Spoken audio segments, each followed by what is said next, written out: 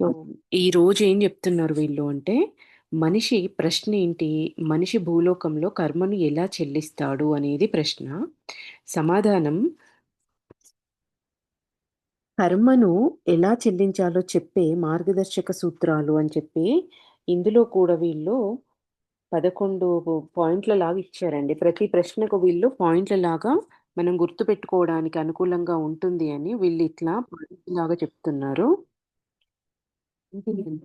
మనిషి భూలోకంలో కర్మను ఎలా చెల్లిస్తాడు? మనము అనుభవించే కర్మలు నిజంగా మనకొచ్చే సమస్యలు కర్మ ద్వారా మనం చెల్లించేవా? కావా? అనేది తెలుసుకోవడానికి వీళ్ళు పాయింట్లిచ్చారు. మొదటిది సమస్యను అంగీకరించండి. అడ్డంకి ఏదైనా సరే దాని నుంచి పారిపోవద్దు. రెండోది ఏ ఏదైనా సమస్య వచ్చినప్పుడు మనము ఎట్లా చెల్లించే మార్గాలేంటి అనంటే, ఏ సమస్య వచ్చినా దాన్ని ఫస్టు యాక్సెప్ట్ చేయండి. అడ్డంకి ఏదైనా సరే కానీ, దాని నుంచి పారిపోవద్దు అంటున్నారు. రెండో పాయింటు పరిస్థితిని మార్చాలని నిజాయితీగా, హృదయపూర్వకంగా అనుకుంటూ ప్రయత్నించాలి. మూడో పాయింటు మీ ఎదుగుదల కోసం మీరే ఆత్మలోకంలో దీనిని కోరుకున్నారని అర్థం చేసుకోండి. లేదా వర్తమాన జీవితంలో మీరెంచుకున్న అవకాశాన్ని బట్టి ఈ ఫలితం వచ్చిందని అనుకోండి. మీరు మనం ఆత్మలోకంలోనే దీన్ని కోరుకున్నాం కాబట్టి నాకు ఈ సమస్య వచ్చింది అనే అవగాహనతో ఉండండి. లేదంటే ఇప్పుడు ప్రస్తుత జీవితంలో మీరెంచుకున్న అవకాశాన్ని నేనిట్లాంటి పరిస్థితిని నేనెంచుకోవడం వల్లనే నాకు ఈ ఫలితం వచ్చింది అని చెప్పైనా మీరనుకోండి. ఇంకా పరీక్షించడం, శిక్షనివ్వడం మీరు బాగుపడటానికి సాయం చేసే అవకాశాలు. ఇలా ఎందుకు జరుగుతుందో తెలిసినప్పుడు ప్రతిఘటన అంతగా ఉండదు. అంతేకాకుండా సమస్య గురించి మీరు చెడుగా కూడా అనుకోరు. అంటే నాకీ బాధొచ్చింది అని చెప్పి దాంతో మనం ఫైట్ చేసే సిట్యుయేషన్ ఉండదు. మనకి ఈ అవగాహన ఉన్నప్పుడు. ఏ అవగాహన అంటున్నారు? ఇది నేనే క్రియేట్ చేసుకున్నాను అనేది ఒకటైతే, రెండోది ఇప్పుడు ఎగ్జాంపుల్‌గా చెప్పాలంటే ఒక ఒక వ్యక్తిని మన జీవితంలో మనం ఆహ్వానించాము. పార్ట్నరే అనుకోండి. ఆయనని మనమే ఎంపిక చేసుకున్నాము. నా ఇష్టపూర్తిగా నేనే ఆయనను కోరి పెళ్లి చేసుకున్నాను కాబట్టి, ఆయన ద్వారా ఇట్లాంటి సమస్యలు నాకొస్తున్నాయి అనే అవగాహన మీరు కలిగి ఉన్నప్పుడు, వర్తమానంలో నేనెంచుకున్న ఆప్షన్‌ని బట్టే ఇట్లాంటి ఫలితాన్ని నేను అనుభవించుతున్నాను అనైనా సరే మీరు అవగాహన కలిగి ఉండండి. ఇంకా పరీక్షించడం, శిక్షనివ్వడం, మీరు బాగుపడటానికి సాయం చేసే అవకాశాలు. మనకొచ్చే టెస్టులు ఏవైనా ఒక కష్టమొచ్చిందంటే ఒక టెస్ట్ మనకు జరుగుతుంది. అంటే నేను బాగుపడడానికి నాకిదొక అవకాశము ఈ రూపంలో వచ్చింది అనైనా కూడా మనం అవగాహన కలిగి ఉన్నప్పుడు దా ఆ సమస్యను తో ఫైట్ చేయడం అనేది ఉండదు. ప్రతిఘటించే అవకాశం అంతగా ఉండదు. సమస్య గురించి మీరెప్పుడూ చెడుగా కూడా అనుకోకండి అంటున్నారు. అనుకోరు మీరు ఇదంతా అవగాహన ఉన్నప్పుడు. ఇంకా నాలుగో పాయింట్ ప్రతి అడ్డంకిని పరీక్షగా అనుకోండి. పరీక్ష తప్పితే మళ్ళీ మళ్ళీ అదే పరీక్ష ఎదురవుతుంది. మరింత కష్టతరం అవుతుంది. ఎప్పుడైతే ఒక సమస్యొచ్చినప్పుడు దాని నుంచి నేను పారిపోతాను అని మనం దూరంగా ఎళ్ళిపోయి ఉన్నప్పుడు దాన్ని ద అప్పుడు మళ్ళీ మళ్ళీ మీరు ఆ పరీక్ష పాస్ అవ్వకపోతే అట్లాంటి సందర్భాలే, అట్లాంటి మనుషులే మన జీవితంలోకి మళ్ళీ మళ్ళీ వస్తూ ఉంటారు. ఇంకా మొదటిసారి కన్నా వాళ్ళు మళ్ళీ మళ్ళీ వచ్చినప్పుడు ఇంకా కష్టంగా ఉంటుంది. మీకా సమస్య అనేది అతి కష్టమవుతుంది అంటున్నారు. ఐదోది ఆశావాహంగా ఉండండి. దేవుడిని నమ్మండి, ప్రార్థించండి, శక్తిని, వివేకాన్ని ఇవ్వమని కోరండి. ఎప్పుడైనా హోప్‌ని వదలొద్దు. ఆశావాహంగా ఉండండి అంటే ఆశతో ఉండండి. నాకు ఖచ్చితంగా ఒక మంచి సమయమొస్తుంది. నేను ఈరోజు ఈ బాధ పడుతున్నాను కావచ్చు కానీ, నేను ఈ బాధ నుంచి బయటపడతాను అని ఆ ఆశను వదులుకోకండి అని చెప్పి చెప్తున్నారు. ఆ సమయంలోనే ఇట్లాంటి కఠిన సమయంలో దేవుడిని దేవుడి పైన నమ్మకాన్ని కోల్పోకండి. ప్రార్థించండి ఆయనని. ఈ సమస్యని తట్టుకొని ఎదుర్కొనే శక్తిని, వివేకాన్ని ఇవ్వమని కోరండి అని చెప్తున్నారు. ఇంకా మరింత కర్మను పోగు చేసుకోవద్దు. వివేకంతో ప్రవర్తించండి. చిన్న పాపమైనా లెక్కకు వస్తుంది. చిన్నది చేసిన పాపమైనా కూడా అది లెక్కలోకొస్తుంది అని గుర్తుంచుకోండి. బిందువు కలిసే సముద్రమైనట్లే కర్మ కూడా పెద్దదవుతుంది. అతి చిన్న పని మంచిదైనా, చెడ్డదైనా పరిణామాలుంటాయి. అది చేసే పని చిన్న పని చేసినా కూడా దాని పరిణామం ఎట్లా ఉంటుందో, చెడ్డదైనా కూడా దాని పరిణామం అనేది మన పైన ఎఫెక్ట్ చూపిస్తుంది. చిన్న చిన్న నీటి చుక్కలన్నీ కలిసి ఒక సముద్రంలాగా ఎట్లా అయితే మారిందో, చిన్న చిన్న కర్మలు కలిసి అది పెద్దదయ్యి మన పైన ఎఫెక్ట్ అనేది ఉంటుంది అంటున్నారు. ఇంకా ఏడో పాయింట్‌గా వీళ్ళేం జెప్తున్నారు, ఇతరుల జీవితాలతో మీరు పోల్చుకోవద్దు. వాళ్ళట్లా ఉన్నారు, నేనిట్లా ఉన్నాను, వాళ్ళింట్లో ఇట్లా ఉంది, నా ఇంటి పరిస్థితులు ఇట్లా ఉన్నాయి అని ఎప్పుడైనా కంపేర్ చేసుకోవడం అనేది ఉండొద్దు. మీకెందుకు బాధ ఉందని, ఇతరులకెందుకు లేదని మీరు ప్రశ్నించొద్దు. ఆ ఆలోచనే అసలు మొదటగా తప్పు. అది మిమ్మల్ని ఎప్పటికీ ఎదగనివ్వదు. మొదటిగా మనం కంపేర్ చేసుకున్నప్పుడు బాధొస్తుంది. వాళ్ళ కర్మ, వాళ్ళ ఇంటి పరిస్థితులు, వాళ్ళు పెరిగిన వాతావరణము, వాళ్ళ సిట్యుయేషన్ ఇవన్నీ డిపెండ్ అయ్యి ఉంటాయి ఒక వ్యక్తి యొక్క జీవితం పైన. వాళ్ళతో మనం పోల్చుకొని ఆ వ్యక్తి అట్లా చేశాడు కాబట్టి నేను అట్లానే చేస్తా అనేసి మనం పోల్చుకున్నప్పుడు ఒకవేళ జరగకపోతే మనకు దుఃఖం, బాధ వస్తుంది. అసలు పోల్చుకోవడం అనే ప్రశ్ననే మీ మనసులో తలెత్తొద్దు. అది ఆ ఆలోచనే తప్పు. ఇంకా ఈ కంపేర్ చేయడం, పోల్చుకోవడం అనేది మిమ్మల్ని ఎదగనివ్వదు అంటున్నారు. భౌతిక మనస్సును నెక్స్ట్ పాయింట్. భౌతిక మనస్సును నియంత్రించి మీ యొక్క మాట వినండి. క్లిష్ట పరిస్థితుల్లో అది ప్రశాంతంగా ఉండి మీకు మార్గం చూపిస్తుంది. ఈ మైండ్ ఏం చేస్తుంది పదే పదే వాళ్ళకట్లా జరిగింది, వీళ్ళకిట్లా జరిగింది, వాళ్ళు హాయిగా ఉన్నారు, నేనే బాధలు పడుతున్నా, నాకే ఈ కష్టాలు. ఇంట్లో అయినా ఒక వ్యక్తి బాగుంటాడు, ఒకటే వ్యక్తి అన్ని బరువులు మోస్తూ ఉంటాడు. ఇట్లాంటివి చూసి మీరు ఈ భౌతికమైన మైండ్ చెప్పినట్టుగా దాని వెంట పరుగులు తీయకండి. మీ మనస్సు మాట, అంతరంగం యొక్క మాట వినండి. క్లిష్ట పరిస్థితుల్లో అది ప్రశాంతంగా ఉండి మీకు మీ అంతరంగం అనేది మార్గం చూపిస్తుంది. అంతరంగం నుంచొచ్చిన ప్రతి సమాధానము మనల్ని మానసికంగా ప్రశాంతత వైపుకు దారి తీసేలాగా, మనకి మంచి దారిని చూపిచ్చేలాగానే అది మీకు సమాధానాలిస్తుంది అని మనకు మొదటి నుంచి చెప్తున్నారు కదా! అదే మళ్ళీ ఇక్కడ రిపీట్ చేస్తున్నారు. మైండ్ మాట వినకండి. అంతరంగము మిమ్మల్ని ఈ కష్టమైన పరిస్థితి నుంచి మీకు ప్రశాంతతనిస్తుంది. మీకొక మార్గాన్ని చూపిస్తుంది. దాని అంతరంగాన్ని వినడం నేర్చుకోండి అంటున్నారు. మీ జీవితంలో జరిగే వాటికి ఇతరులను నిందించవద్దు.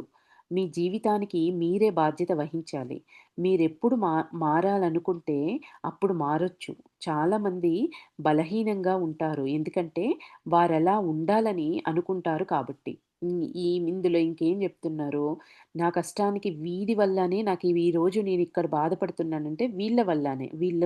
వీళ్ళు నాకు ఈ పరిస్థితిని క్రియేట్ జేశారు అని చెప్పేసి ఇతరులను నిందించొద్దు. మీ జీవితానికి మీరే బాధ్యత వహించాలి. వాళ్ళనక్కడ పెట్టుకుందే మనము.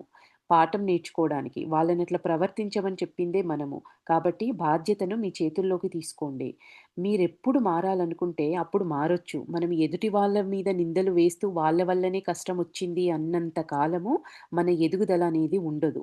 ఎప్పుడైతే ఆ పరిస్థితికి కారణం నేనేమో అని ఎదుటి వాళ్ళ వైపుకు చూపిచ్చే వేలు మన వైపు తిప్పుకున్నప్పుడే మన లోపల మనము చెక్ చేసుకోవడం అనేది మొదలుపెడతాం.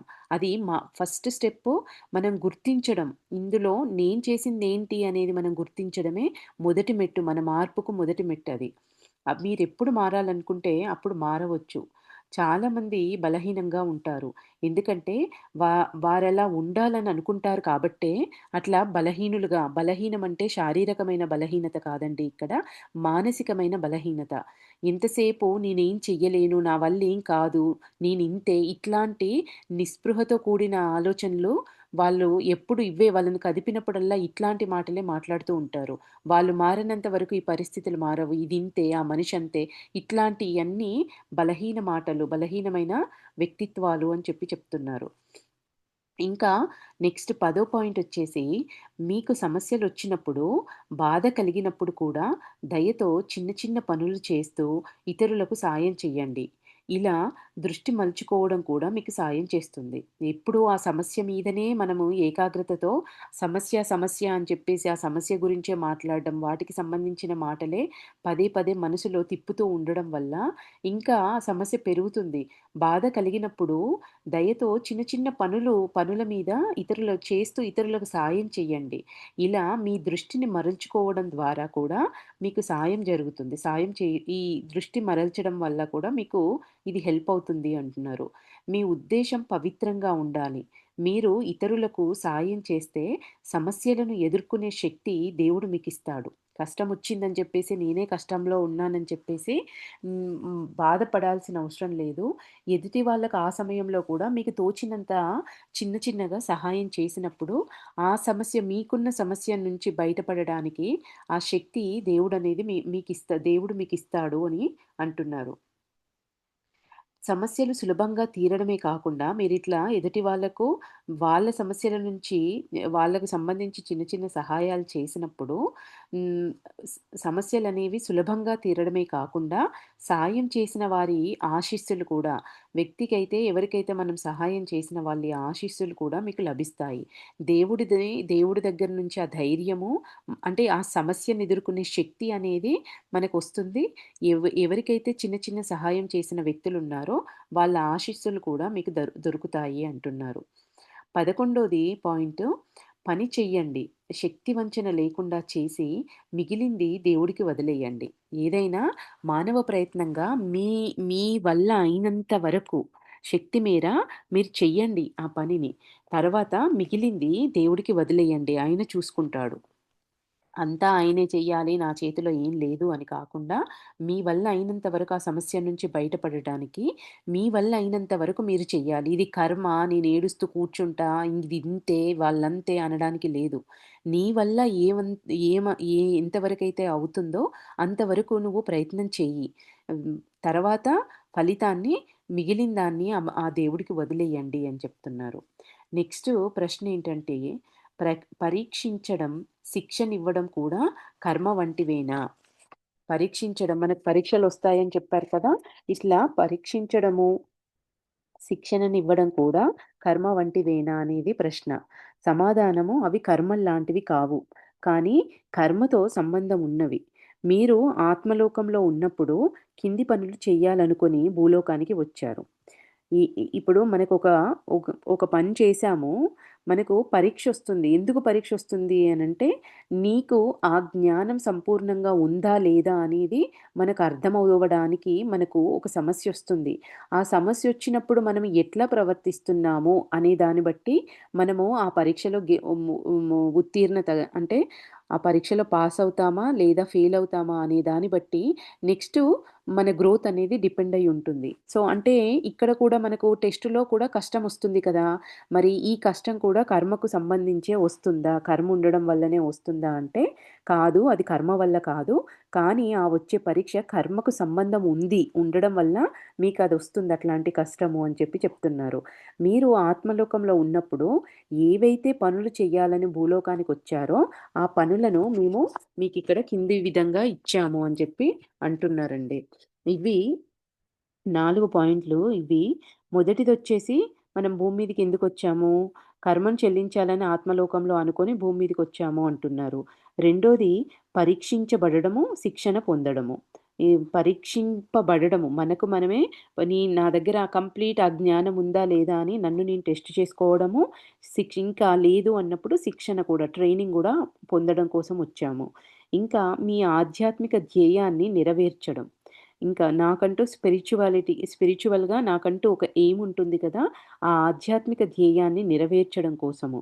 భూలోకానికి మీరు వచ్చిన అసలైన ఉద్దేశ్యం ఇదే అంటున్నారు.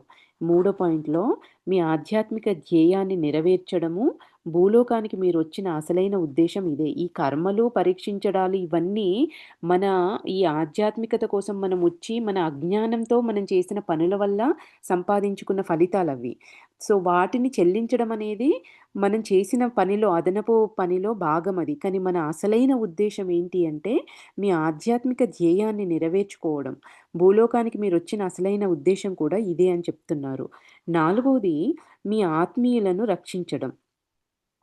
ఇంకా ఈ 4 విషయాలు కలిసి భూలోకంలో మీరు మార్గాన్ని రూపొందిస్తారు. ఇక్కడ మీ ఆత్మీయులను రక్షించడం అనేది కూడా మన మనం భూలోకానికొచ్చిన పనిలో ఒక భాగంగానే ఇది కూడా ఉంది. ఈ కారణాలతోటి మనము భూమి మీదకొస్తాము. అయితే ఈ 4 విషయాలు కలిసి భూలోకంలో మీరు మీ మార్గాన్ని రూపొందిస్తారు. మీకు వచ్చే అన్ని సమస్యలు కర్మ సంబంధమైనవి కావు. నిన్న కూడా అదే చెప్పారు కదా! మనకొచ్చే కష్టాలన్నీ కూడా కర్మ వల్లనే వచ్చాయి అనడానికి లేదు. అన్ని సమస్యలు కర్మ సంబంధితమైనవి కావు. కష్టమైన పరిస్థితులు కొన్ని మీకు దేవుడు పెట్టే పరీక్షలు లేదా ఆయన మీకిచ్చే ట్రైనింగ్, శిక్షణ. వీటి వల్ల మీలో ఉన్న బలహీనతలు గానీ, ప్రతికూలమైన ఆత్మ లక్షణాలు కానీ తెలుసుకొని సానుకూలమైన ఆత్మ లక్షణాలను మీరు పెంపొందించుకోగలుగుతారు. ఈ ఈ ఇట్లాంటి కష్టాలు కొన్ని మ ఎందుకొస్తాయి అన్నీ కర్మ సంబంధం కాకపోయినా కూడా ఎందుకొస్తాయి అంటే మన లోపల బలహీనతలు ఏమైనా ఉన్నాయా అని వాటి ప్రతికూలమైన ఆత్మ యొక్క లక్షణాన్ని తెలుసుకోవడానికి, ఆత్మ లోపల ఇప్పుడు మనకున్న బలహీనతలను తెలుసుకోవడానికి, ఆత్మ లోపల ఉన్న ప్రతికూలమైన లక్షణాలను తెలుసుకోవడానికి, ఇంకా సానుకూలమైన ఆత్మ లక్షణాలను పెంపొందించుకోవడానికి. ఇప్పుడు నాకు ద్వేషము, ఇంకా కోపమో ఇంగేమంటారు అసూయనో ఇట్లాంటి గుణాలు ఇవేం చేస్తాయండి, ఆత్మకి సరికాని విధంగా పట్టుకొనున్నాయివి. మనమే ఆపాదించాము. ఈ గుణాలను నాకు ఒక సందర్భమొచ్చింది. ఆ సందర్భంలో చూసినప్పుడు నా లోపల ఒక గుణం ఎగ్జాంపుల్‌గా చెప్తున్నాను. నా లోపల ఒక గుణము ఆహ్, పెంపొందిందనుకోండి. అసలు నా లోపల ఆ గుణమే లేదు అని నేననుకున్నాను. కానీ ఆ సిట్యుయేషన్ వచ్చినప్పుడు మనకు ఆ గుణం అనేది సడెన్‌గా మనం చూడగలుగుతాము. ఏంటి నా లోపల ఈ గుణముందా అనే విషయం మనకర్థమవుతుంది. ఎట్లా మనం తెలుసుకోగలుగుతాము? ఆ సందర్భము అట్లాంటి సందర్భాన్ని మనం ఫేస్ చేసినప్పుడే నా లోపల మంచి లక్షణాలున్నాయా? ఇంకా సరికాని గుణాలున్నాయా? అనేది మనం తెలుసుకొని దాన్ని క్లియర్ చేసుకోవడానికి కూడా ఇట్లాంటి సందర్భాలనేవి మనం క్రియేట్ చేసుకుంటాము అంటున్నారు. కర్మ మీరు చెల్లించవలసిన రుణం కానీ, మీరందుకోవాల్సిన ఆశీస్సు గాని అయితే, శిక్షణ మిమ్మల్ని సంసిద్ధం చేస్తుంది. కర్మ 2 రూపాలుగా ఉంటుందనుకున్నాం గదా! మంచి కర్మ, చెడు కర్మ. అంటే మనం చేసిన మంచి ఫలితాలు మనకు సుఖాలను, సంతోషాన్ని కంఫర్ట్స్‌నిస్తుంది. మనం చేసిన చెడు కర్మలనేవి మనకు దుఃఖాన్ని, బాధలను, కష్టాలనిస్తుంది. అయితే ఇవి 2 మీరు చెల్లించాల్సిన రుణం గానీ, మీరందుకోవాల్సిన ఆశీస్సు గానీ అయితే శిక్షణ మిమ్మల్ని సంసిద్ధం చేస్తుంది. వీటిని ఎదుర్కోవడానికి ఈ ట్రైనింగ్ అనేది మనకు ఉపయోగపడుతుంది అంటున్నారు. ఇది మీరు ఒక నిర్దిష్ట పరీక్ష పాస్ కావటానికి తయారయ్యేందుకు ఎంచుకున్న మార్గం. ఆత్మలోకంలోని ఉన్నత సదాత్మల సహాయంతో భూలోకంలో మీరు పూర్తి చేసే జీవితానికి సంబంధించి మీరు శిక్షణలోని రకాలను ఎంపిక చేసుకుంటారు. మనము ఈరోజు భూలోకంలో ఎట్లాంటి జీవితాన్నైతే మనం గడుపుతున్నాము అంటే, దానికి సంబంధించిన శిక్షణ మనం పొందడానికి భూలోకంలోకి మనమొచ్చాము అని మనము మనమే ఎంపిక చేసుకున్నాము అంటున్నారు. మనము మన ఇంటి వాతావరణం గానీ, మన ఇంటి పరిస్థితులు కానీ ఎట్లా అయితే ఉన్నాయో దానికి సంబంధించిన ట్రైనింగ్ మనకవుతుంది అంటున్నారు. దేనికి సంబంధించిన పరీక్ష జరగాలో కూడా మీరే ఎంపిక చేసుకుంటారు. అంటే నిర్దిష్టమైన ఆత్మ లక్షణాలు నిర్దిష్టమైన ఆత్మ లక్షణాలు. అయితే పరీక్షలు ఎలా ఉండాలి? వాటి తీవ్రత, అవి వచ్చే సమయాన్ని మీరు నిర్ణయించుకోరు. అంటే అవి ఎంత తీవ్రంగా మన మీద ప్రభావం చూపిస్తాయి, అవి ఎప్పుడొస్తాయి అనేవి మాత్రము మీరు నిర్ణయించుకోరు అంటున్నారు. మీ అంతరంగం అప్రయత్నంగానే ఆ పనులు చేస్తుంది. ఇంకా దీనికి ఉదాహరణగా వీళ్ళేమంటున్నారు అంటే, యూనివర్సిటీకి వెళ్ళినప్పుడు ఏ కోర్సు చదవాలో మీరు నిర్ణయించుకుంటారు. కోర్సు చివరిలో జరిగే పరీక్షలో వచ్చే ప్రశ్నలు మీరు ఎంపిక చెయ్యరు. ఎగ్జామ్ పేపర్‌ని మనం ఎళ్లి జాయిన్ అయితాము. ఒక కాలేజ్‌లో జాయిన్ అయితాము. అవ్వడం మట్టుకే మనం చేసే పని. ఆ జ్ఞానాన్ని నేర్చుకోవడం కోసం మనం జాయిన్ అయితాము. కానీ ఆ కోర్సు పూర్తయిన తర్వాత చివరగా వచ్చే ప్రశ్నలు, ఆ ఎగ్జామ్ పెట్టే ప్రశ్నలు మాత్రము మనకు తెలియవు. అట్లానే ఇక్కడ చివరలో జరిగే పరీక్షలో వచ్చే ప్రశ్నలు మీరు ఎంపిక చేసుకోరు. మీ జీవితంలోని వివిధ సమయాల్లో ఇటువంటి పరీక్షలెన్నో ఉంటాయి. వాటిలో మీరు బాగా పాసయ్యే వరకు అవి అట్లాంటి సమస్యలు వస్తూనే ఉంటాయి. శిక్షణ వల్ల ఆత్మ బలంగా మారి కొన్ని సత్యాలు మీకు అర్థమవుతాయి. ఇక్కడ మనం ఒక విషయాన్ని మనం ఏమనుకోవచ్చు అంటే, కొంతమంది మాట్లాడేటప్పుడు నాకు చిన్నప్పటి నుంచి ఇవే కష్టాలండి. ఇట్లాంటి కష్టాలే తిరిగి, తిరిగి, తిరిగి, తిరిగి ఇవే కష్టాలొస్తుంటాయి. నేను, నేను పుట్టినప్పటి నుంచి ఏదో రూపంలో బాధలు, కష్టాలు పడుతూనే ఉంటాను అని చెప్తాం కదా! అంటే దాని అర్థం ఏంటి? మనం అక్కడ ఆ పరీక్ష కష్టమొస్తుంది కానీ, ఆ పరీక్షలో మనం పాస్ అవ్వట్లేదు. ప్రతిసారి మనం తిరిగి, తిరిగి అదే సమస్య వస్తుంది అనంటే, అక్కడ మనం పాఠాన్ని నేర్చుకోవట్లేదు అని అర్థం. వీళ్ళిక్కడ అదే అంటున్నారు. మీరు బాగా పాసయ్యే వరకు అవి వస్తూనే ఉంటాయి. శిక్షణ వల్ల దీన్ని కర్మ అని ప్రతిసారి ఏడ్చుకుంటూ కూర్చునే అవకాశం లేదు మనకు. పదే పదే అదే సమస్య మనకొస్తుంది. వివిధ మనుషులు మారుతున్నారు, సందర్భాలు మారుతున్నాయి. కానీ అట్లాంటి ప్రాబ్లమే వస్తుంది అనంటే మనం అక్కడ పాఠం నేర్చుకోలేదు. ఈ జీవితం ఉన్నంత వరకు మనం పాఠం నేర్చుకోకపోతే వస్తూనే ఉంటాయి అని చెప్తున్నారు. వివిధ సమయాల్లో ఇటువంటి పరీక్షలెన్నో ఉంటాయి. వాటిలో మీరు బాగా పాసయ్యే వరకు అవి వస్తూనే ఉంటాయి. శిక్షణ వల్ల ఏమవుతుంది? ఆత్మ బలంగా మారి కొన్ని సత్యాలు మీకు అర్థమవుతాయి. శిక్షణ వల్ల మీ ఆత్మకు అత్యవసరంగా కావలసిన కొన్ని అర్హతలనేవి లభించి పరీక్ష పాసయ్యి మీ ధ్యేయం పూర్తవుతుంది.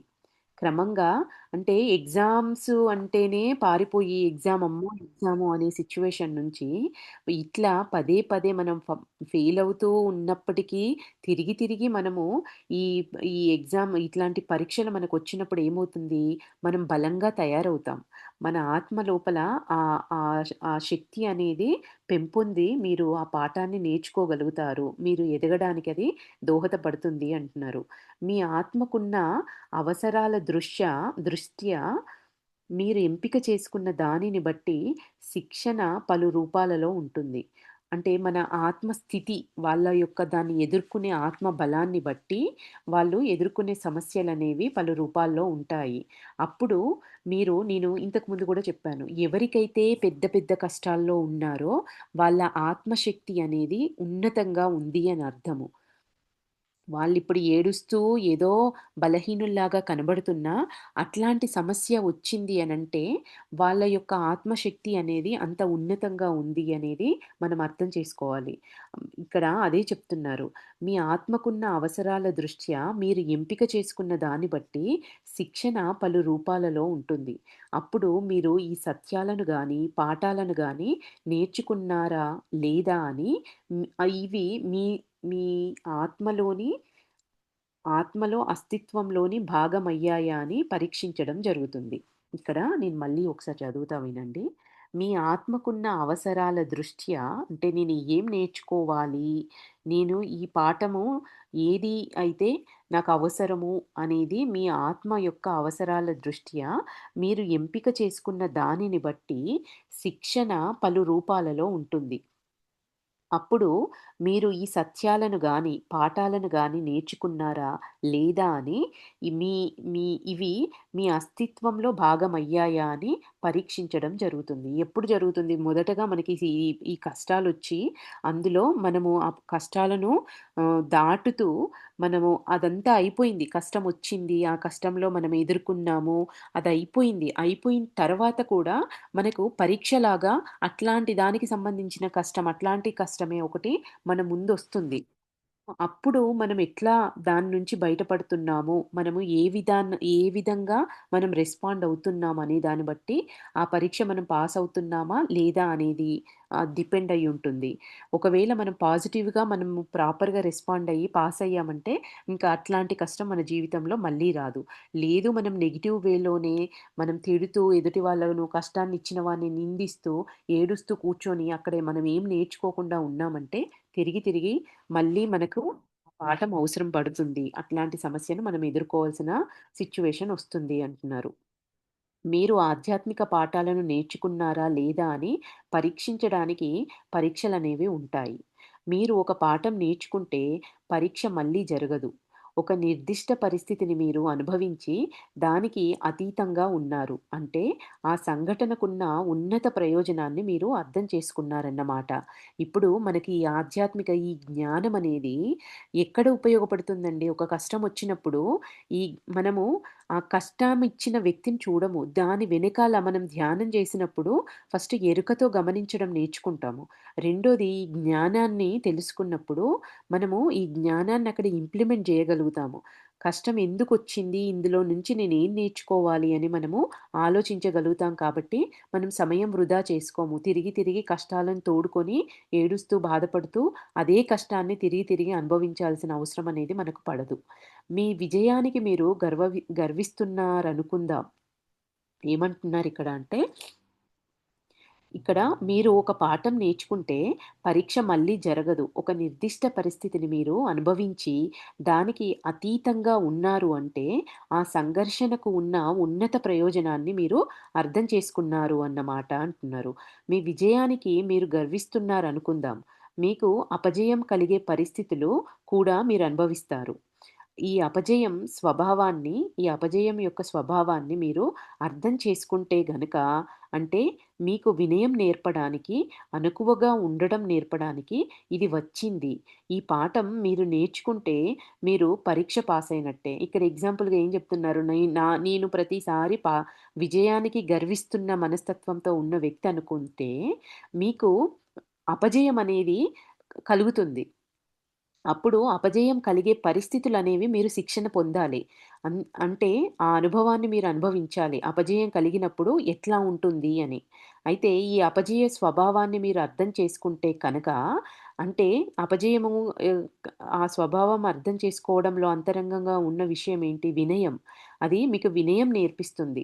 విజయం గర్వాన్నిస్తే, అపజయం అనేది మీకు వినయాన్ని నేర్పటానికి, అణకువగా ఉండటం నేర్పటానికి ఇది వచ్చింది అనేది మనం అర్థం చేసుకోగలుగుతాం. నాకొక ఫెయిల్యూర్ వచ్చింది అనంటే, నేను ఎంతసేపు గర్విస్తున్నాను కాబట్టి, నాకు వినయం అనేది, అణకువ అనేది ఈ ఫెయిల్యూర్ నేర్పించడానికొచ్చింది అనే పాఠం మనము నేర్చుకున్నప్పుడు, ఇంక మీరు ఆ పరీక్షలో పాస్ అయినట్టే. మీరు ప్రతికూల ఆత్మ లక్షణం అంటే, ప్రతికూల ఆత్మ లక్షణం ఏంటండి ఇక్కడ? గర్వం అనేది ఆత్మ యొక్క ప్రతికూల లక్షణం. దాని స్థానంలో సానుకూల ఆత్మ లక్షణాన్ని పెంపొందించుకోవాలి. సానుకూల ఆత్మ లక్షణం ఏంటి? వినయము, అణకువ. ఆ లక్షణాన్ని పొందుతారు. ఇప్పుడు కష్టం ఏం చేసింది? అపజయం, ఫెయిల్యూర్ అనేది మన ఆత్మని ఎదుగుదల కోసము ఉపయోగపడినట్టే గదా! వినయము, అణకువ అనేది మనం నేర్చుకోగలిగినప్పుడు. ఈ మార్పు హృదయపూర్వకంగా జరిగితే మీరు నిజంగా పరీక్ష పాస్ అయినట్టే. మళ్ళీ ఇక్కడ నటించడాలు లేవు. హృదయపూర్వకంగా కలలో అయినా అట్లాంటి సందర్భము వచ్చినా కూడా మనము అంతే వినయంగా, అణకువగా ఒక ఫెయిల్యూర్ అయిన వ్యక్తి పట్ల మనం ఎట్లా రెస్పాండ్ అవుతున్నాము, మనం ఫెయిల్ అయినప్పుడు మన మన ప్రవర్తన ఎట్లా ఉంటుంది అనేది హృదయపూర్వకంగా జరిగితే మీరు నిజంగా పరీక్ష పాస్ అయినట్టే. మీ ఆత్మకు శిక్షణ ఇలా ఇవ్వడం జరుగుతుంది అంటున్నారు. ఖచ్చితంగా గర్వం వచ్చినప్పుడు ఫెయిల్యూర్స్ ఒస్తాయి. ఫెయిల్యూర్ వచ్చినప్పుడు మనం ఎట్లా రెస్పాండ్ అవుతున్నాం అనేది దాన్ని బట్టే, ఇట్లాంటి సందర్భాలను బట్టే మీకు ట్రైనింగ్ అనేది ఇవ్వబడుతుంది ఆత్మకు అంటున్నారు. మీరు ఆధ్యాత్మికంగా ఉన్నతంగా ఎదుగుతున్న కొద్దీ మీ శిక్షణ కూడా ఉన్నత స్వభావం కలిగి ఉంటుంది. మీకు ఆత్మలోకం నుంచి అదనంగా సాయం అందుతుంది. ఇక్కడ ఏమంటున్నారు చూడండి. మనము ఆధ్యాత్మికంగా ఉన్నతంగా ఎదుగుతున్న కొద్దీ మీ శిక్షణ కూడా ఉన్నత స్వభావం అంటే పిచ్చి పిచ్చి సరికాని గుణాలను, సరికాని అనుభవాలను మన ఆత్మ తీసుకోదు. మనము తీసుకునే అనుభవాలు ఎట్లా ఉంటాయి? ఉన్నత స్వభావం కలిగి ఉంటాయి అంటున్నారు. మీకు ఆత్మలోకం నుంచి అదనంగా సాయం కూడా అందుతుంది.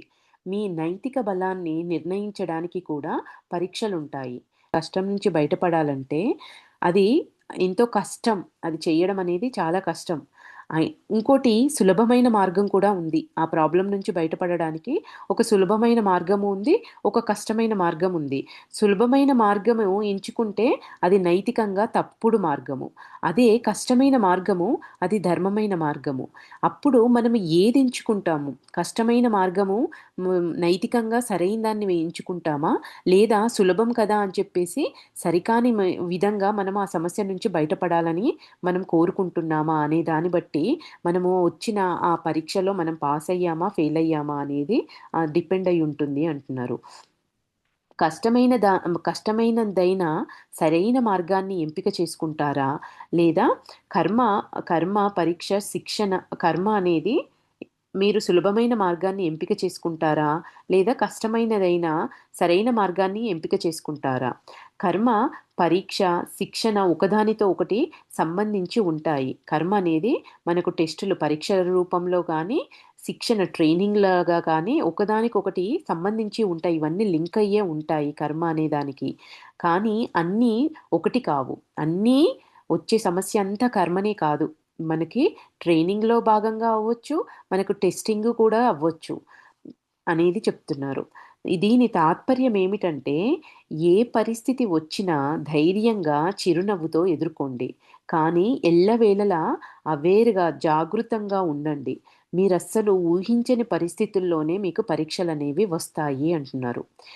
ప్రతీదీ కర్మనే అని అనుకోడానికి లేదు.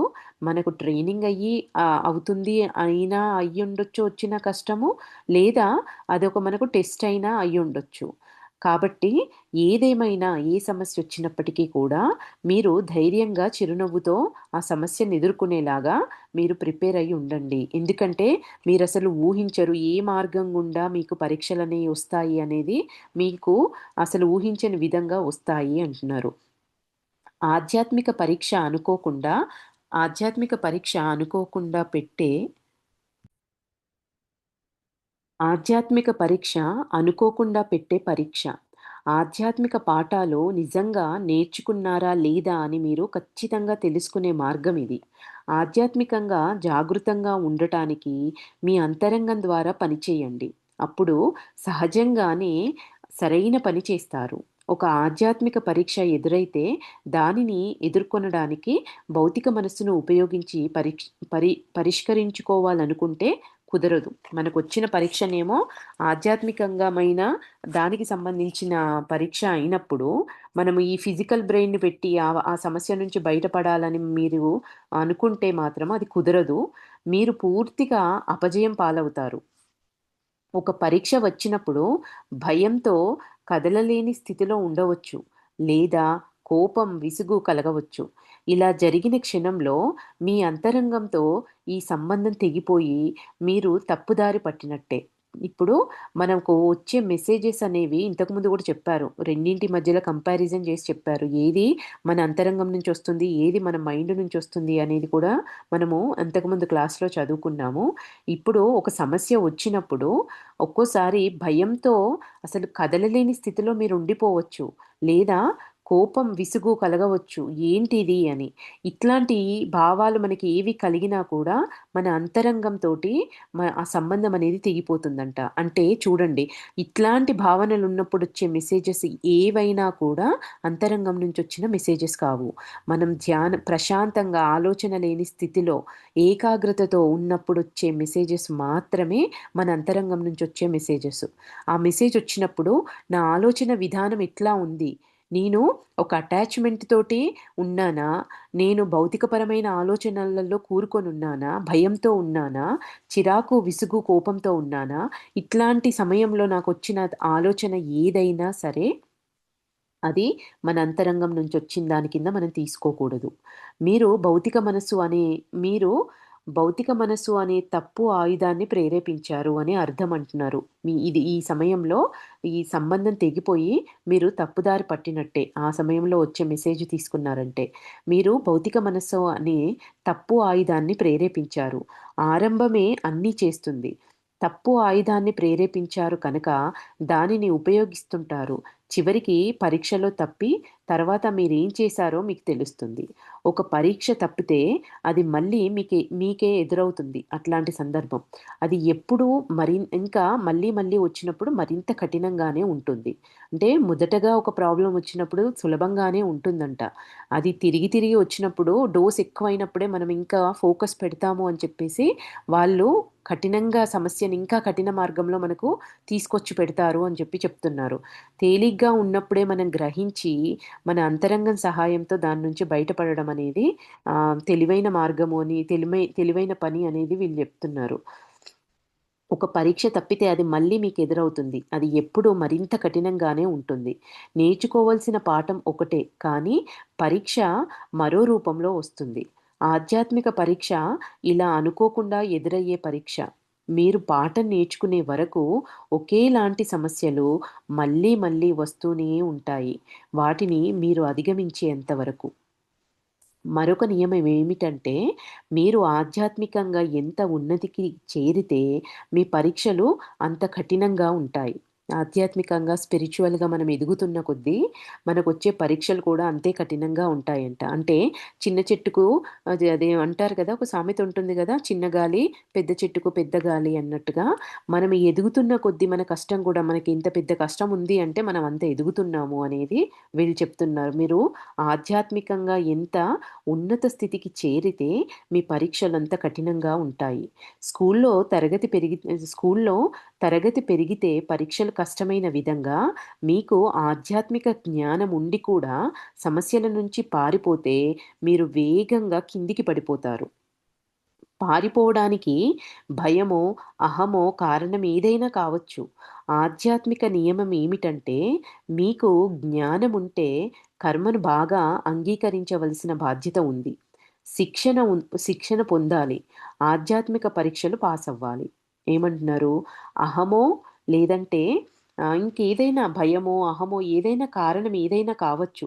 ఆధ్యాత్మికమైన నియమం ఏమిటంటే, మీకు జ్ఞానమనేది ఉంటే కర్మను బాగా అంగీకరించవలసిన బాధ్యత ఉంది. సరైన విధంగా అంగీకరించాల్సిన బాధ్యత మీకుంది. మీరు శిక్షణ అంటే ట్రైనింగ్ పొంది ఆధ్యాత్మిక పరీక్షలు మీరు పాసవ్వాలి. ఇంకా భూలోకంలో అద్భుతమైన జ్ఞానమున్న వ్యక్తులు చాలామంది ఉన్నారు కానీ, వీరు కింది ఆవరణలో ఉన్నారు. వారికి జ్ఞానమున్నా చూడండి అద్భుతమైన జ్ఞానమున్న వాళ్ళు భూలోకంలో ఉన్నారంట. కానీ వాళ్ళెక్కడున్నారు? కింది ఆవరణలో ఉన్నారు. వారికి జ్ఞానమున్నా కూడా బాగుపడడానికి వారు అజ్ఞానాన్ని ఉపయోగించడం లేదు. వాళ్ళు బాగుపడటానికి ఆ జ్ఞానాన్ని ఉపయోగించడం లేదు. జ్ఞానముంది. కానీ ఆ జ్ఞానాన్ని ఉపయోగించట్లేదు బాగుపడ్డానికి. ఎందుకు అంటే వాళ్ళు కింది స్థాయిలో ఉన్నారు కాబట్టి. వారు తప్పుదారిలో ఉంటే, వారు తమ జ్ఞానాన్ని ఇతరులతో పంచుకున్నా సరే, వారిని ఏదీ రక్షించలేదు. వాళ్ళు తప్పుదారిలో ఉంటే, వారు తమ జ్ఞానాన్ని ఇతరులతో పంచుకున్నా సరే, వారిని ఏది రక్షించలేదు. అందువల్ల ఆధ్యాత్మిక జ్ఞానం మిమ్మల్ని మరింత కిందికి పడవేయగలదు. జ్ఞానం ఉండి కూడా తప్పు చేస్తున్నారంటే, ఆధ్యాత్మిక నియమాలను పూర్తిగా అగౌరవపరుస్తున్నట్టే. ఇక్కడ నీ నేను చేసే పనేమో నేను తప్పుదారిలో నడుస్తున్నా. నాకు జ్ఞానముంది. ఆ జ్ఞానాన్ని మాత్రం నేను కూర్చొని చక్కగా పిచ్చాపాటిగా ఎదుటి వాళ్ళకి ఆ జ్ఞానాన్ని పంచుకుంటూ పోతున్నా. నేనేమో నా జీవితంలో ఇంప్లిమెంట్ జేయట్లేదు. కూర్చొని ఎదుటి వాళ్ళకి మాత్రము చక్కగా చెప్తున్నా. అట్లా చేసినప్పటికీ కూడా అది మీకు రక్షించదు. ఆ జ్ఞానం అనేది మీకు ఉపయోగపడదు. ఎందుకు అంటే ఆధ్యాత్మిక జ్ఞానం అనేది మిమ్మల్ని ఇంకా ఈ స్థితిలో మీరు ఎదుటి వాళ్ళకి చెప్తున్నారే తప్ప మీరు చెయ్యకుండా ఉన్నప్పుడు మీరింకా కిందికి పడిపోయేలా చేస్తుంది ఆ జ్ఞానం. జ్ఞానం ఉండి కూడా తప్పు చేస్తున్నారంటే, ఆధ్యాత్మిక నియమాలను మీరు పూర్తిగా అగౌరవపరుస్తున్నట్టే. మీ కర్మ రుణం కూడా పెరిగిపోతుంది. ఎందుకు అంటే, తెలియకుండా ఒక వ్యక్తి తప్పు చేసినప్పుడు అది క్షమార్హం. అన్నీ తెలిసి కూడా మనం దాన్ని ఇంప్లిమెంట్ చేయకుండా, దాన్ని ఆచరించకుండా పోతున్నామంటే, ఇంకా మీ కర్మ రుణం అనేది ఇంకా పెరిగిపోతుంది అంటున్నారు. ఒకేలాంటి తప్పులు చేసిన ఇద్దరు వ్యక్తులు కిందికి పడిపోవడంలో తేడా ఉండవచ్చు. ఎక్కువ జ్ఞానమున్న వ్యక్తి ఆధ్యాత్మికంగా మరింత కిందికి పడిపోయి, మరింత చెడు కర్మను సృష్టించుకుంటాడు. మనము ఒక కథ కూడా భారతంలో ఉన్న ఒక కథను కూడా ధర్మరాజుకి, ఆహ్, దుర్యోధనుడికి భీష్ముడు లోకం గురించి మన రాజ్యం ఎట్లా ఉందో చూసి రమ్మని చెప్తే, ధర్మరాజొచ్చి ఎవ్వరూ అసలు చెడ్డవాళ్ళనే వాళ్ళే లేరు రాజ్యంలో అని చెప్తాడు. దుర్యోధనుడొచ్చేసి నేనే మంచివాడిని, నాకన్నా ఇంకా మంచివాడనేవాడే లేడు మన రాజ్యంలో అని చెప్తాడు. ఎందుకు అంటే వాళ్ళకైతే ఏదైతే ఉందో దాన్ని బట్టే వాళ్ళు చూస్తున్నారు. దాన్ని బట్టే కిందికి పడిపోవడంలో తేడాలున్నాయి. ఎక్కువ జ్ఞానమున్న వ్యక్తి ఆధ్యాత్మికంగా మరింత కిందికి పడిపోయి, మరింత చెడు కర్మను సృష్టించుకుంటున్నాడు. ఇక్కడ మనకొచ్చే పనిష్మెంట్‌లు గూడా జ్ఞానమున్న వాడికి ఇంకెక్కువగా ఉంటాయి అనేది వీళ్ళు చెప్తున్నారు. ఆధ్యాత్మిక పరీక్షలకు కొన్ని ఉదాహరణలు చెబుతారా అనేది నెక్స్ట్ ప్రశ్న అండి. ఏమంటున్నారిక్కడ అంటే, దీన్ని గూడా పాయింట్‌ల వైస్‌గా 5 పాయింట్లిచ్చారు. ఏంటి?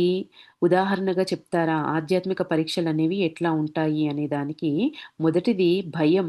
మీరు ధైర్యం నేర్చుకోవాలి కనుక మీ భయాలకు పరీక్ష ఉంటుంది. మొదటిది మీకు భయముంది అంటే మీరు ధైర్యం నేర్చుకోవాలి కనుక మీ భయాలకు పరీక్ష ఉంటుంది. రెండోది అధికారం. అధికార స్థానంలో ఉంచి మిమ్మల్ని అధికారాన్ని మరింత మంచి చేయడానికి ఉపయోగిస్తారా? లేదా? అని పరీక్షించడం జరుగుతుంది. రెండోది. మూడోదొచ్చేసి ధనం. మీకు బాగా ధనమిచ్చి, దానివల్ల మీరు వ్యక్తిగా ఏమైనా మారారా అని, లేదా ధనం ఎక్కువగా ఇవ్వకుండా మీరు తృప్తిగా ఉన్నారా అని పరీక్షించడం జరుగుతుంది. ఎక్కువ ధనమిచ్చి, మీరు ఆ ధనం బాగొచ్చిన తర్వాత ఏమైనా మారారా? లేకపోతే లేదన్నా ధనం ఎక్కువగా ఇవ్వకుండా మీరు ఉన్న ధనంలోనే సంతృప్తిగా ఉంటున్నారా? తృప్తిగా జీవిస్తున్నారా? అనే పరీక్ష కూడా జరుగుతుంది ధన రూపంలో. నాలుగోది ప్రతిభ, టాలెంట్. మీకు ఒక ప్రతిభను, నైపుణ్యాన్ని ఇచ్చి వెలుగు కోసము ఆ ప్రతిభను వెలుగు కోసమా? అంధకారం కోసమా? దేనికోసం ఉపయోగిస్తారో పరీక్షించడం జరుగుతుంది. ఉన్న టాలెంట్‌ని నేను కాంతి వైపు పనిజేయడానికి ఉపయోగిస్తున్నానా? లేదా సరికాని విధమైన మార్గంలో ఈ టాలెంట్‌ను వాడుతున్నానా? అనేది కూడా పరీక్ష జరుగుతుంది అంటున్నారు. ఇంకా ఐదోదొచ్చి క్షమించడం. మీకు బాగా సన్నిహితులు మిమ్మల్ని బాధపెడతారు. అంటే కన్నబిడ్డలే అనుకోండి. ఎక్కువ దగ్గర వాళ్ళెవరు ప్రతి వాళ్ళకి? కడుపున పుట్టిన పిల్లలు. మీకు బాగా సన్నిహితులు మిమ్మల్ని బాధపెడతారు. ఆ వ్యక్తిని ద్వేషించకుండా, వారి గురించి చెడుగా అనుకోకుండా, వారిని క్షమించి సరైన పద్ధతిలో ఉంటారా? అంటే మీ ఉంటారా? అంటే మీ ఆంతరిక స్థితిని మార్చుకొని సానుకూలమైన ధోరణిలో ఆలోచిస్తారా? ఇక్కడ క్షమించడం మనకు క్షమ అనే దానికి పరీక్ష ఎట్లా జరుగుతుంది అంటే, సన్నిహితంగా నేనెంతో ఇష్టపడే వ్యక్తి నన్ను బాధపెడతారు. ఆ వ్యక్తిని నేనప్పుడు ఎట్లా ప్రవర్తిస్తాను? నేను వాళ్ళను ద్వేషించకుండా, వారి గురించి చెడుగా అనుకోకుండా, వారిని క్షమించి సరైన పద్ధతిలో ఉంటానా? వాళ్ళకా జ్ఞానం ఉంది కాబట్టి అట్లా ప్రవర్తించాడు. వాళ్ళ స్థితి అంతే. ఆ స్థితిలో ఉన్నారు కాబట్టి వాళ్ళ ప్రవర్తన అట్లా ఉంది అని చెప్పేసి నేను వాళ్ళని క్షమించి సరైన పద్ధతిలో ఉంటానా? లేదు అంటే ఆంతరిక స్థితిని మార్చుకొని సానుకూలమైన ధోరణిలో ఆలోచిస్తారా? అనేది కూడా పరీక్ష జరుగుతుంది అంటున్నారు. ఈ విధంగా మనకు పరీక్షలనేవి జరుగుతాయి. భయం నుంచి ధైర్యం నేర్చుకోవడానికి పరీక్షలు. అధికారాన్నిచ్చి, అధికారాన్ని మనం ఎలా ఉపయోగిస్తాము అనే పరీక్షలు. ధనమిచ్చి, ఆ ధనము వచ్చిన తర్వాత మన లోపల మార్పులేమైనా ఉన్నాయా? లేదు ధనం ఇవ్వకుండా కూడా ఉన్న ధనంతో మనం తృప్తిగా ఉన్నామా? లేదా? అనే పరీక్ష. ఇంకా నాలుగోది ప్రతిభ, టాలెంట్ ఉన్నప్పుడు దాన్ని మనము పాజిటివ్‌గా వాడుతున్నామా? నెగెటివ్‌గా వాడుతున్నామా? ఐదోది క్షమ. మనకు సన్నిహితంగా మనల్ని బాధపెట్టిన వాళ్ళ పట్ల మన ప్రవర్తన అనేది ఎట్లా ఉంటుంది అనేది క్షమకు ఈ 5 విధాలుగా మనకు పరీక్షలు జరుగుతాయి అనేది సమాధానమండి. నెక్స్టు ప్రశ్న ఏంటి అంటే, కర్మను చెల్లించడంలో మన అంతరంగం నిర్వర్తించే పాత్ర ఏమిటి? అనేది ప్రశ్న. సదాత్మగా ఉంటే మీ అంతరంగం తెరుచుకొని ఉంటుంది. కనుక మీకు కర్మ త్వరగానే వస్తుంది.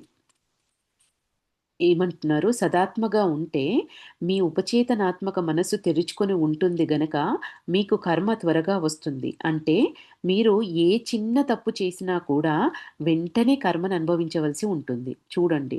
ఇక్కడ మళ్ళీ అదే కదా! మన స్థితిని బట్టి మనకొచ్చే పనిష్మెంట్‌లు. నువ్వు సదాత్మవయ్యుండి నీ అంతరంగం తెరుచుకొని నువ్వు ఒక చిన్న తప్పు చేసినా దాని ఫలితం అనేది వెంబటే నిన్ను కొడుతుంది అంటున్నారు. మీరు అనుభవించాల్సి ఉంటుంది. మీరు కర్మను త్వరగా చెల్లించుకోవచ్చు ఈ మార్గంలో. అయితే మీ అంతరంగం అనేది నిద్రిస్తూ ఉంటే మీ కర్మ సంచితమవుతూ ఉంటుంది. మీరు దానిని చెల్లించడానికి ఆలస్యం చేస్తూ ఉంటారు. ఎందుకంటే అందులో అవన్నీ పైలప్ అవుతూ వస్తాయి. అకౌంట్‌లో జమవుతూ వస్తాయి. ఎందుకు? ఇప్పుడు వెంబటే ఎప్పటిదప్పుడు క్లియర్ అవ్వట్లేదు. ఎందుకంటే అంతరంగం తెరుచుకొని లేదు కాబట్టి. దీనివల్ల ఏమవుతుంది, మీరు ఈ కర్మను చెల్లించుకోవడం అనేది ఆలస్యమవుతుంది. అయితే చివరికి ఏమైనా సరే మీ కర్మను మీరు అనుభవించవలసి ఉంటుంది. ఇప్పుడు ఇందులో నాకర్థమైనంత వరకండి, ఇప్పుడు నేనొక పని చేసి నా అంతరంగం ఓపెన్ ఉండి, నేనొక పని చేసిన వెంబటే నేనొక సరికాని పని చేసినప్పుడు వెంబటే నాకు దాని రియాక్షన్ అనేది, దాని యొక్క ఫలితం అనేది నాకు కొ వచ్చింది అంటే వెంబటే మనకు అర్థమైపోతుంది. ఓహ్! నేనిక్కడ ఈ తప్పు చేశాను. కాబట్టి దీనికి నేను ఇది అనుభవిస్తున్నాను. ఇంకొకసారి చాలా జాగ్రత్తగా ఉండాలి. ఇట్లా చేయకూడదు అనేది మనకు అర్థమవుతుంది. ఎప్పుడైతే మన అంతరంగం మూసుకుపోయి ఉండి, మనం తప్పులు చేస్తూ అంతా సంచితంలోకెళ్ళిపోతూ ఉన్నప్పుడు అదెప్పుడో వస్తుంది. అప్పుడు మనం ఏం జేస్తాం? నేను బానే ఉన్నా. నేనే తప్పు చేయలేదు. కానీ నాకెందుకీ కష్టమొచ్చింది? నాకే ఎందుకీ కష్టమొచ్చిందని ఇంకా ఎక్కువ బాధపడాల్సిన అవసరం పడుతుంది మనకు. ఎందుకొచ్చిందో తెలీదు. ఎందుకు బాధపడుతున్నామో తెలీదు. ఎందుకు నాకిది అని ఇంకెక్కువ బాధపడాల్సిన సందర్భాలు మనం ఎదుర్కోవాల్సి వస్తుంది. అయితే మీరు దాన్ని చెల్లించడానికి ఆలస్యం చేస్తూ ఉంటారు. చివరికి ఏమైనా సరే మీ కర్మను మీరు అనుభవించవలసి ఉంటుంది. పాపాత్ములకు శిక్షలు పడటం లేదని భావించవద్దు. వాళ్ళు అనుభవించవలసిన కర్మను పోగు చేసి పెట్టుకుంటారు. అందుకే గదా! మంచి వాళ్ళకు కష్టము, ఏ తప్పు చేయని వాళ్ళకు అన్ని తప్పులు చేసే వాళ్ళేమో సంతోషంగున్నారు అని మనకెందుకు కనపడుతుందంటే, వాడిదంతా అక్కడ పైలప్ అవుతుంది. వాడెప్పుడో అనుభవిస్తాడు. ఎవరైతే మంచి మార్గంలో ఉన్న వాళ్ళకి ఎప్పటికప్పుడు కష్టము అనేది వస్తుంది కాబట్టి, వాళ్ళెక్కువ కష్టాలు పడుతున్నట్టుగా మనకు కనబడుతుంది అంటున్నారు. ఒకరు ఎదుర్కొనే పరీక్షలకు, శిక్షణకు ఇదే నియమం వర్తించదు. ఒక మనిషి తన పరీక్షను, శిక్షను తప్పించుకొనవచ్చు. మీ అంతరంగ మనస్సు అనేది నిద్రాణంగా ఉంటే, మీ ఆధ్యాత్మిక ఎదుగుదలకు కావలసిన పరీక్ష, శిక్షణ శిక్షణల వైపు అది మిమ్మల్ని నడిపించలేదు. మీరు భూలోకంలో ఎందుకున్నారో, మీ ఆధ్యాత్మిక ధ్యేయమేమిటో ఎన్నడూ మీరు గుర్తించలేరు. మళ్ళీ అన్నింటికి ఇదే కదా అండి! అంతరంగం క్లోజ్ అయ్యుంది అనంటే, మనము ట్రైనింగు తీసుకోలేము, మనకు టెస్టులు జరగవు. అసలు మీ ధ్యేయం ఏంటి అనేది కూడా మీరు గుర్తించలేరు అంటున్నారు. మీ ఆధ్యాత్మిక ప్రయాణంలో లేకుండా, ఆత్మలోకంలో మీ అంతట మీరు ఎంపిక చేసుకున్న మార్గాన్ని సంకల్ప స్వేచ్ఛతో మార్చుకున్నారు. ఇంకా ఆ తర్వాత మీ ఆత్మకు శిక్షణనిచ్చే పరిస్థితులు గానీ, వ్యక్తులు గానీ తారసపడరు.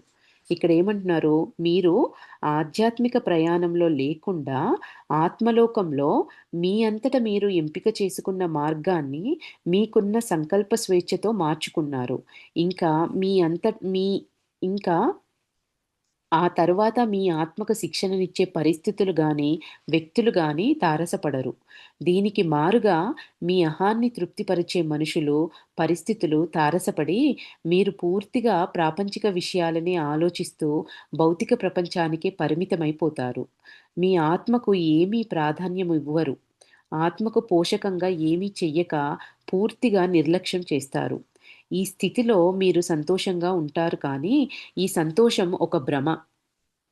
ఎందుకంటే ఇది భౌతిక మనస్సు నుంచి వస్తుంది. ఆధ్యాత్మిక మార్గం నుంచి దూరంగా పారిపోయి భూలోకంలో కొంతమంది ఊపిరి పీల్చుకుంటారు కానీ, భౌతిక మనస్సు నుంచి వచ్చే అబద్ధమైన శాంతి ఇది. ఎందుకంటే వారికి మారడానికి, బాగుపడటానికి సంఘర్షించవలసి ఉండదు. తమ సమస్యలను సక్రమమైన పద్ధతిలో పరిష్కరించుకోవడం వారికిష్టముండదు. సులభమైన మార్గాన్ని ఎంచుకుంటారు.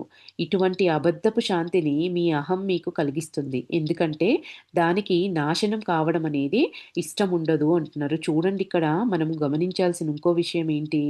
మన సంకల్ప స్వేచ్ఛతో ఆత్మలోకంలో ఉండి కూడా మనము మన ఈగోని సాటిస్ఫై చేసేలాంటి ప్రణాళికలు కూడా మనం రూపొందించుకునే అవకాశం ఉంటుంది అంటున్నారు.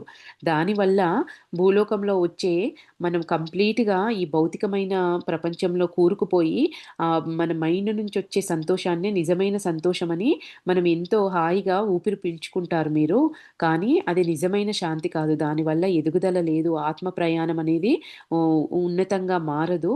దాన్ని మీ అహం మిమ్మల్ని ఒక శాంతిని క్రియేట్ చేసినట్టుగా మీరు చూసుకుంటారే తప్ప, అది మీ ఎదుగుదలకు ఉపయోగపడదు. అది కాకుండా ఇంకా దానికి నాశనం కావడం అనేది ఇష్టం ఉండకపోవడం వల్ల మీ ఈగో అనేది నాశనం అవ్వడం దానికి ఇష్టం ఉండదు కాబట్టి, మీరు ఇట్లాంటివి క్రియేట్ చేసుకొని గూడా తాత్కాలికమైన సంతోషాన్ని అనుభవించే అవకాశం కూడా ఉంటుంది అంటున్నారు. దీన్ని వాటికి ఇక్కడికి ఆపుదామండి.